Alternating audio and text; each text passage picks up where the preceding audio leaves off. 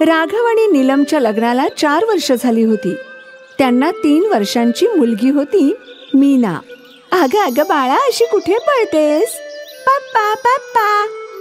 नीलम आणि राघव त्यांच्या मुलीवर खूप प्रेम करत होते आणि त्यांच्या मुलीला चांगलं आयुष्य द्यायची त्यांची इच्छा होती. आणि याच गोष्टीची राघवला काळजी वाटत होती. आपल्या मीनाचेही नशीब आपल्यासारखंच फुटलेलं आहे. असं का बोलताय तुम्ही? मी एक भंगारवाला आहे. माझ्याकडे तर राशनचे पैसे सुद्धा नसतात. मग आपण मीनाला चांगलं आयुष्य कसं देऊ शकणार आहे? अहो, माझी आई सांगायची की प्रत्येक जण त्याच्या वाट्याचं खाणं आणि वाट्याची वस्तू लिहूनच आणतो. आणि मला खात्री आहे आपल्या मीनाचं नशीब खूप चांगलं आहे. बघा ना, तिच्या जन्मानंतर तुम्ही निदान बऱ्यापैकी कमवू लागला आहात. ते तर आहे, पण आता कमाई कशी वाढवायची? तीही वाढेल. राघव काळजीत होता, पण नीलमला माहित होतं की काळजीचं काही कारण नाही. तिच्या मुलीचं नशीब खूप चांगलं होतं. असेच 2 वर्ष गेले. मीना आता 5 वर्षांची झाली. आई, मला आईस्क्रीम हवं, आईस्क्रीम हवं. कालच तुला आईस्क्रीम दिलं होतं. मला आज पण हवं. नाही नाही मिळणार. जास्त आईस्क्रीम खाल्ल्याने तब्येत बिघडते. काल खाल्लं होतं ना, बस.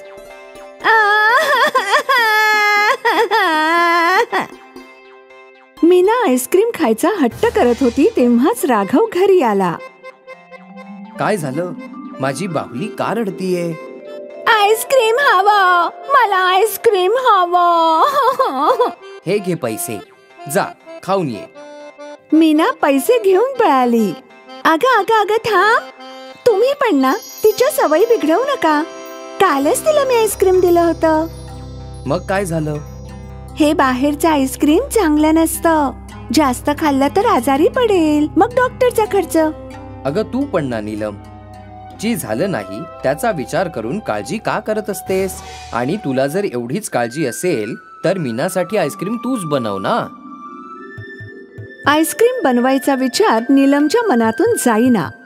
नीलम किचन मध्ये गेली. तिने मीठ, साखर, पाणी, रंग आणि लिंबाचा रस मिसळून एक सरबत बनवलं आणि हे सरबत लहान लहान वाट्यांमध्ये घातलं आणि त्यात आईस्क्रीमची काडी घालून फ्रीज मध्ये ठेवून दिलं. दुसऱ्या दिवशी पुन्हा मीना आईस्क्रीमचा हट्ट करू लागली. मला आईस्क्रीम पाहिजे, आईस्क्रीम पाहिजे. चुप, एकदम चुप. आईस्क्रीम पाहिजे ना, मिळेल. नीलम किचन मध्ये गेली आणि फ्रीज मधून एक आईस्क्रीम काढून तिने मीनाला दिलं. हे कसलं आईस्क्रीम? हे स्पेशल आईस्क्रीम आहे, खाऊन तरी बघ. मीनाने ते आईस्क्रीम खाल्लं. वा, हे किती छान आहे. कुठून आणलं? आणलं नाही, मी स्वतः बनवलं. खरंच? अगदी खरं. तेव्हाच राघव घरी आला. मीना. पप्पा बघा, आईने माझ्यासाठी आईस्क्रीम बनवला. खरोखर? हो, खूप छान आहे. मीनाने तिचं आईस्क्रीम पप्पांना खायला लावलं. वा, हे तर छान आहे. वा नीलम, तू तर आईस्क्रीम वाल्यांपेक्षा चांगलं आईस्क्रीम बनवतेस. तू तर हे आईस्क्रीम बनवून विकायला हवं. काहीही, मी तर फक्त माझ्या मुलीसाठी आईस्क्रीम बनवायचा प्रयत्न केला. मी मस्करी नाही करत आहे. तुला खरोखर आईस्क्रीम बनवून विकायला हवं. आईस्क्रीम खरंच खूप छान झालं होतं, पण नीलमला वाटत होतं की बहुतेक राघव मस्करी करत असेल. असो, दुसऱ्या दिवशी मीना तिच्या 2 मैत्रिणींना आईस्क्रीम खायला घरी घेऊन आली. मला आईस्क्रीम पाहिजे, राधा आणि पिंकीलाही. नीलम किचन मध्ये गेली आणि फ्रीज मधून 3 आईस्क्रीम घेऊन आली आणि तिघींनाही आईस्क्रीम दिलं. तुम्ही टेस्ट तरी करा. तिच्या मैत्रिणींनी आईस्क्रीम खाल्लं. कसंय? छान आहे. दुकानापेक्षाही छान. आंटी, तुम्ही आम्हाला रोज आईस्क्रीम द्याल का? नीलम विचार करू लागली. बहुतेक राघव बरोबर बोलत होता. तिने आईस्क्रीमचा व्यापार करायचं ठरवलं. संध्याकाळी जेव्हा राघव घरी आला, आज मीनाच्या मैत्रिणींनीही आईस्क्रीम खाल्लं. त्यांनाही खूप आवडलं. चांगली तर ती आहेच. मी विचार करते की घरातच आईस्क्रीमचा व्यापार सुरू करावा. हो हो, मी सुद्धा असंच म्हणत होतो. यामुळे 2 फायदे होतील. मीना बाहेरचं आईस्क्रीम खाण्यात पैसे खर्च करणार नाही आणि तुला 2 पैसे सुद्धा मिळतील. ठीक आहे, तुम्ही उद्या बाजारातून आईस्क्रीमचा साचा घेऊन या आणि हो, लहान लहान आणा. दुसऱ्या दिवशी सकाळी राघव बाजारातून आईस्क्रीमचे साचे आणि काड्या घेऊन आला आणि मग नीलमने तिच्या घरातच आईस्क्रीम बनवायला सुरुवात केली. आई, एवढा आईस्क्रीम माझ्यासाठी? नाही बाळा, हे सगळं मी विकणार आहे. का? कारण माझी इच्छा आहे की मुलांना आरोग्यासाठी चांगलं आईस्क्रीम मिळावं. कितीचं विकशील? तू सांग. 1 रुपया. ठीक आहे, 1 रुपयाला 1. मी आत्ता माझ्या सगळ्या मैत्रिणींना सांगून येते. आणि मीना धावत गेली. काही वेळाने ती तिच्या खूप मित्रमैत्रिणींसोबत घरी आली. आंटी, मला 1 रुपयाचं आईस्क्रीम हवं. मलाही. माझ्याकडे 2 रुपये आहेत, मला 2 हवीत. नीलमने एक एक करत सगळ्या मुलांना आईस्क्रीम दिलं. नीलमने जेवढे आईस्क्रीम बनवले होते सगळे संपले होते. आजपासून जास्त बनवावं लागेल वाटतं. नीलम किचन मध्ये गेली आणि तिने आणखी सरबत बनवलं आणि साच्यात टाकलं. जसा एखादा साचा रिकामा व्हायचा, नीलम त्यात आणखी सरबत टाकून आईस्क्रीम बनवायला ठेवून देत असे. आईस्क्रीम धडाक्याने विकलं जात होतं.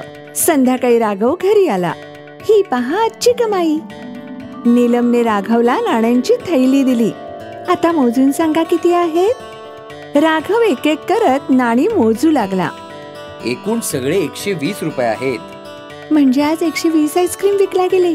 तू 1 रुपयाला 1 आईस्क्रीम विकलंस? हो, आपल्या मीनासारख्या लहान लहान मुलांकडे जास्त पैसे कुठे असतात. म्हटलं आईस्क्रीमच स्वस्त विकू. चांगलं आहे.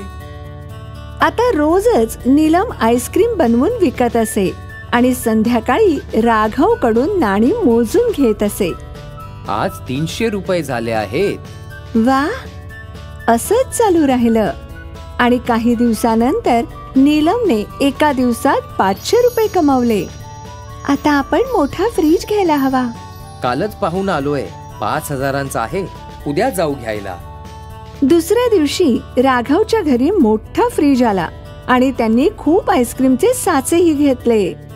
आता नीलम गावातल्या मुलांनाही आईस्क्रीम विकत होती आणि दुसऱ्या गावातल्या आईस्क्रीमच्या व्यापाऱ्यांनाही आईस्क्रीम विकत होती. ताई, आम्हाला 200 आईस्क्रीम द्या. आम्हाला 300. आता राघवही नीलमला मदत करत असे. ते दोघे मिळून आईस्क्रीमचा व्यापार करू लागले. काहीच महिन्यात 1 रुपयाच्या आईस्क्रीमचा व्यापार खूप वाढला. एवढा की नीलम आणि राघवने त्यांची फॅक्टरी उघडली. लहानशा किचन मध्ये सुरू झालेला एक व्यापार आज एक बिझनेस बनला. हे सगळं नीलम राघवच्या कष्टांमुळे शक्य झालं. आता राघवला मीनाच्या भविष्याची अजिबात काळजी नव्हती. आता ते मीनाची प्रत्येक इच्छा पूर्ण करू शकत होते.